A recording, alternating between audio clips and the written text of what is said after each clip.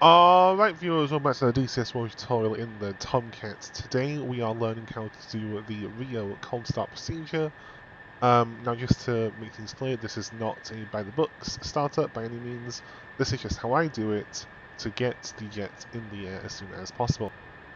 First things first, we'll arm the ejection seat. And once the pilot has done the same, which they have because I've just started the plane from the front, we will close the canopy with left control and Charlie.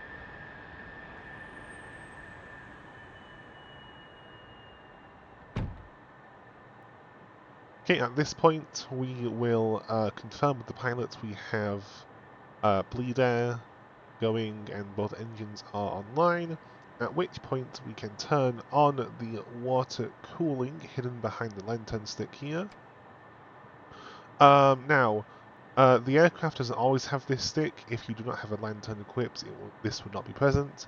I have given us a lantern today for the purpose of showing how to start it. But of course, if you don't have this stick in the cockpit, you don't have a lantern, or if you're flying the F-14A early, you do not need to worry about anything to do with this kind of section here. This is all just through the lantern. So next thing is we will turn the IRTV and the WCS to standby. That will turn on this here, the fishbowl it's called. You need ground air, well you need air and power to do this from the engines, so you can only do this after you have started the engine. We'll also begin warming up the pod by turning this switch here to the pod position, so then that will start up the lantern's bit and powering up. That takes about 5 to 10 minutes, so it's best to do it on the ground as you're starting. So you see here the WCS has come online, the radar is turning, it's not transmitting because it's on the ground and it's on standby. To transmit with the radar, you want to put this into the XMIT position, but of course we can't XMIT even if we wanted to because we are on the ground.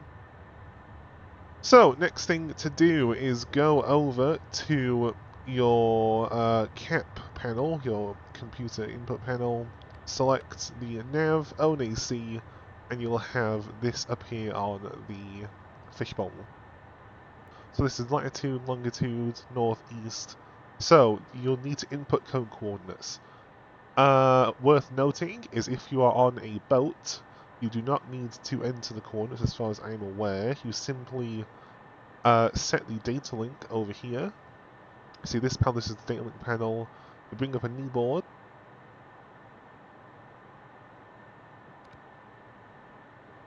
Right, yeah, so it's this new board page. It will have all data link frequencies, including the aircraft carrier. You set this panel here, this 3-digit code, to be the same as these 3 digits here. The data link transmitter is always starting with a 3, so you don't need to put a 3 in. So, for example, if you wanted to into the E3, it's 14147, so 4, 7. Then if you're on a boat, we would set this to on and set it to the King's Waypoint mode with the switch here.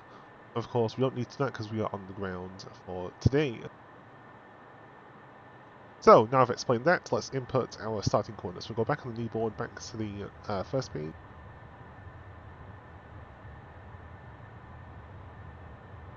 Okay, there we go. So we'll enter north 31306. So we do that by pressing clear, let, north, and 31306. Confirm that in the input here. So you see here we have latitude north 31306. We press the enter key, and then we press long northeast. That's for north or east. That's for south and west. Then the easting is 65516.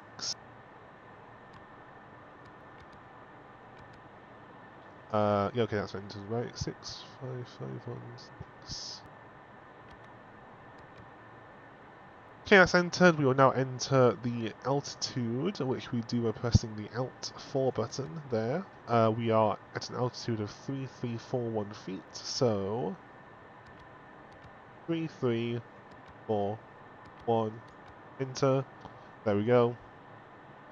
And finally, the magnetic variation we do here. So we press magvar heading, then we find the heading button, which is the 8 key, and enter 1.7. That's 1, 7, enter. We can confirm that by here. Yeah, see, yep. So VM plus 1.7. That's correct. Now we can set the INS to ground, and you'll have this here. Confirm our coordinates are correct, which they are. So then you'll have the chevron that'll progressively move along here. When it reaches this third spoke here, it will become a diamond, which means the INS alignment is complete.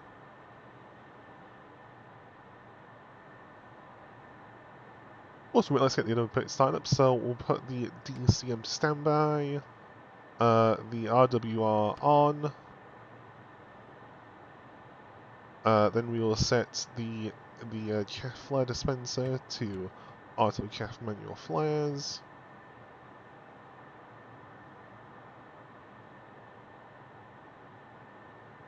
As you see, this should begin moving soon.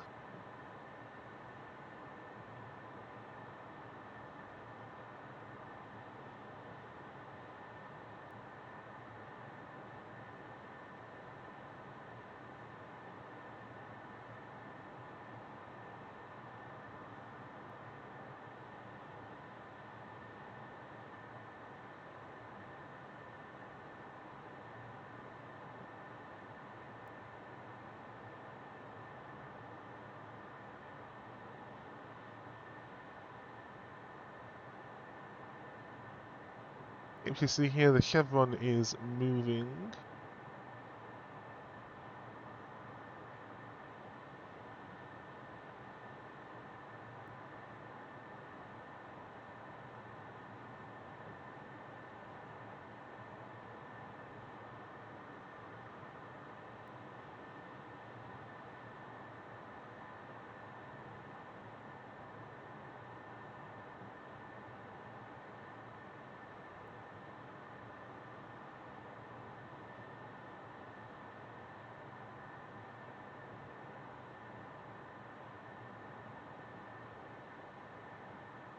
Okay, so it's progressed to the first spoke.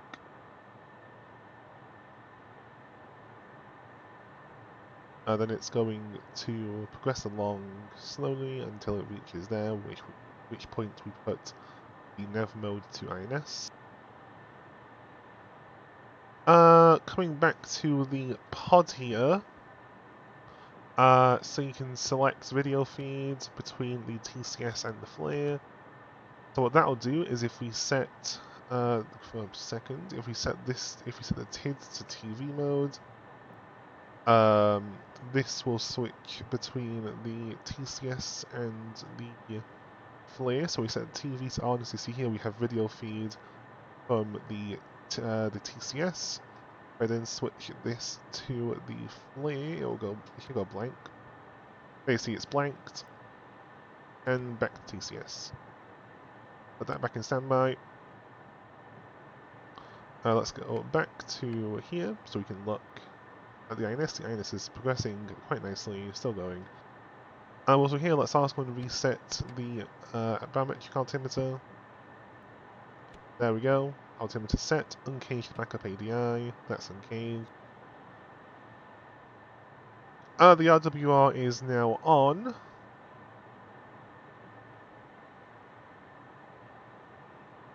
We can run a bit if we want to by left clicking.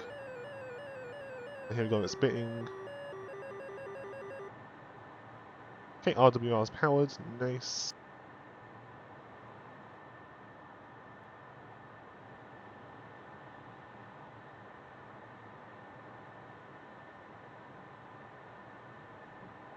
We can also set up our TACAN and our radio. Set that to transit receiving guard. If you want to use the manual frequencies, you can left click, that's on to guards, that's a manual. I'll leave it in the preset channel mode.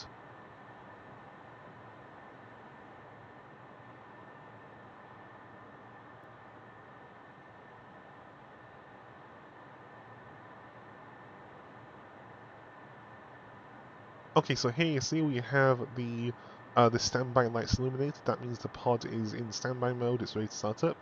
So if we left click this, standby will flash, we'll set it to flare, and the pod is coming online. So let's go. Okay, so we have a diamond now. That means that the INS is ready to go. However, it's not quite as precise as it wants to be.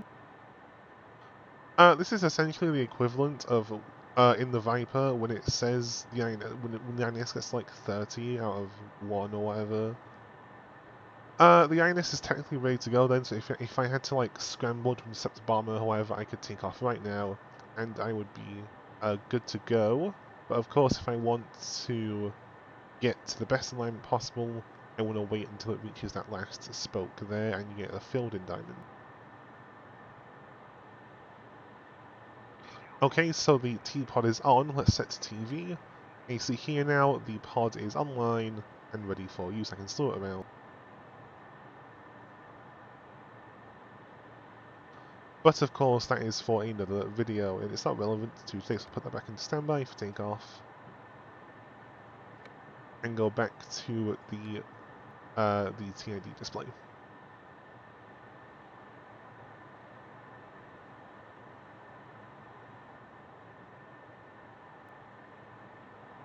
Now, the general procedure for starting up is the same across all 3 variants we now have in DCS. The only difference is the RWR is different in the A early we've just gotten, the 135 Alpha early. So that is slightly different, but oh yeah, you also can't put the lantern. The lantern doesn't work on the A early. Although you can ferry it, it's not usable by RIO. So that is the only difference. The only differences. But they are all functionally the same in terms of the INS and stuff like that.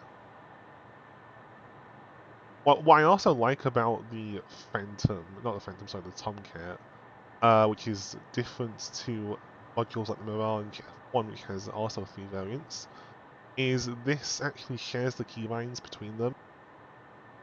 Now I know the reason for that is because in the Mirage there are actually like different cockpits and stuff, so there are different keybinds, so they can't do that I guess, but no, it's just nice. I do appreciate how they all share keybinds.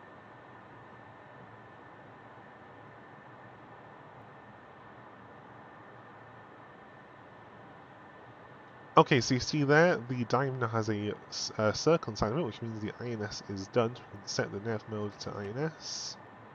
And now we have data link symbology, and also the TID radar symbology. And I'll go over explain this in a future video. So now we can set the WCS to transmit. Although of course it won't transmit until we take off, because it has a ground safety, I believe, which is intended to prevent the ground crew from getting irradiated. So that should be all for the purposes of this video. Of course, in future videos I will explain other things like the radar, the lantern, navigation, stuff like that. So I'll see you in those videos. Don't forget to like, share, and subscribe to Patreon, TikTok, and YouTube. And I'll see you in the next one. Have a wonderful rest of your week and weekend. Shark 31 off.